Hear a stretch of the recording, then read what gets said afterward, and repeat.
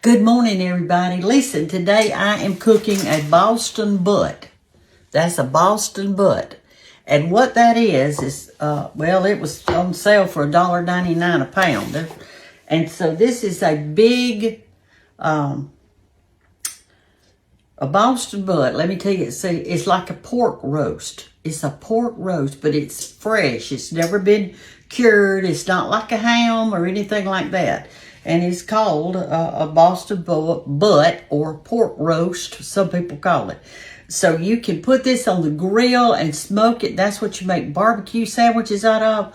But you can also cook it in the oven and make gravy with the broth. So what I did is I put a little bit of water in the bottom, maybe a cup or something like that. I washed my Boston butt off, and on one side of it, I hate I didn't show you this, but on one side, it's got a lot of fat, and I cut every bit of that off. I just cut it right off. You don't have to, but I did. And I put it in my big skillet right here. This is about a 10 by maybe 4.5 or 5. I've put salt and pepper just on the top, and I'm going to cover it with some foil like this. Press it down on it, and I am going to cook it at somewhere between 375 and 400 for quite a while, because this is, it's not cured or anything, so it's got to be thoroughly cooked. You probably would more like to do it on 375. That's what I'll do too. I'll just do mine differently. Let me change it. I'm going to go down to 375, and we're going to press start, and I have no idea how long it's going to cook. Some of these things are real big, some of them are not, but on the 4th of July, George would buy a bunch of these things. He'd buy a bunch of them. And you saw that in the cookbook. We just buy a bunch, put them all on that grill, and cook them for a long time on a low temperature, and they would be so good. And that's what you make barbecue sandwiches out of. Okay, I'm going to put this in my oven now.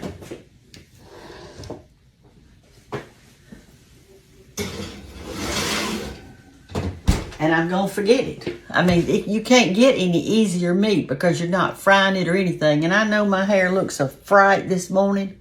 You're lucky I'm even got it pulled up in some sort of something. But anyway, we're going to take it off in a few hours, and we'll go have it with those rutabagas that we had yesterday. And I'm going to probably cook some other things. I'll get back on here and show you. Okay, y'all, we're going to get our pork roast out. And yes, I've changed clothes. All right, this pork roast has been in there on 375 for about 3 hours. And there it is. It doesn't look absolutely delicious. And that's your Boston butt. That's what that is. Okay, we're going to let it rest for a few minutes. But I'm going to get it out of there to do it.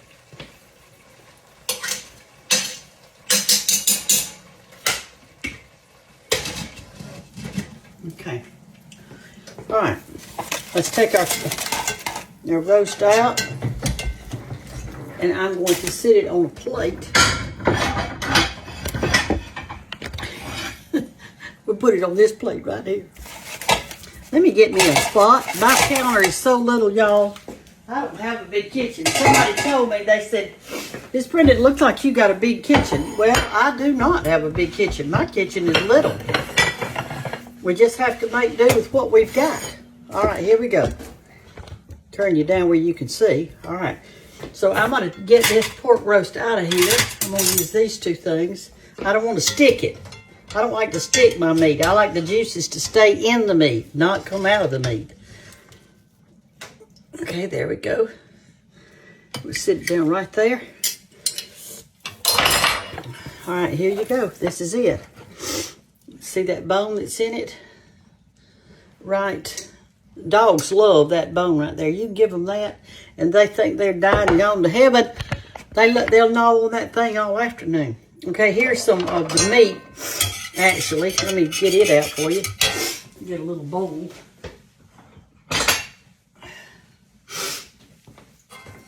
Okay, here we go. There's some of the meat right there. It's stuck to the bottom of the pan right here. All right, you've got some really good broth down here that I am fixing to save. First, let's taste this meat.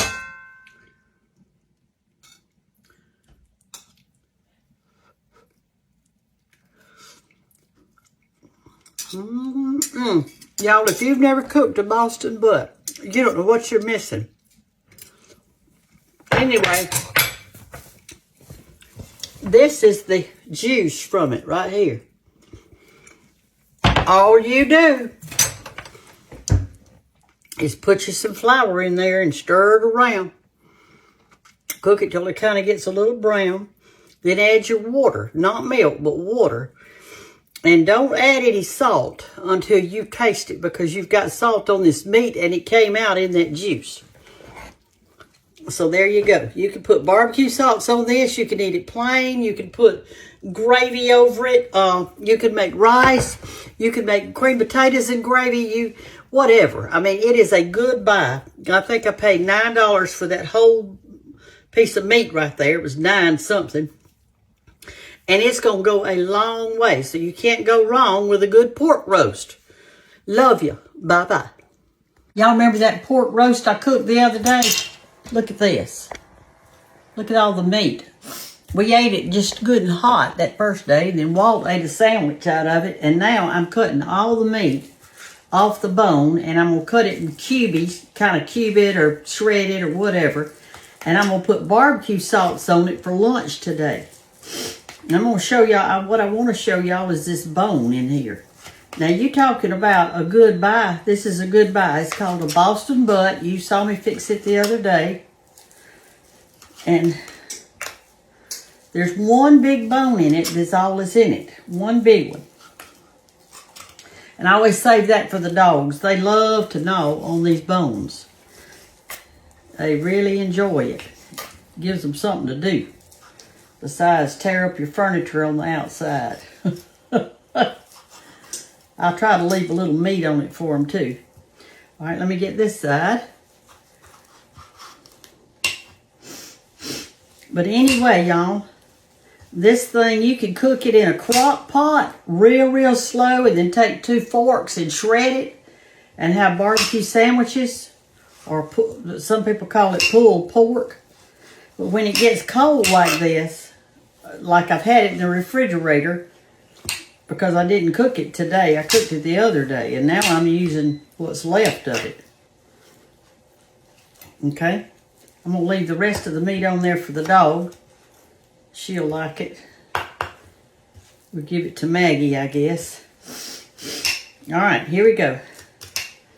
There's the bone. It's a huge, that's the shoulder bone of a hog.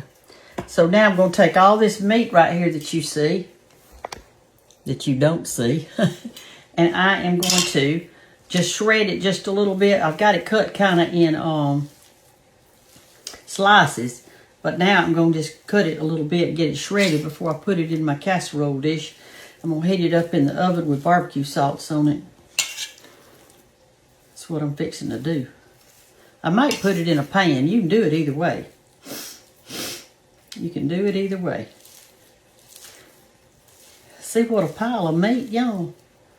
And I mean, it wasn't expensive at all. So check into your Boston butts. If you don't have them in your store, ask your grocer.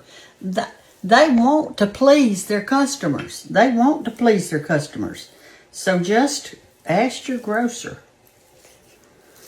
what you need, and they'll try to get it. Like the other day, I was at the grocery store, and they didn't have the cleaner I wanted. So I told them, and they ordered it.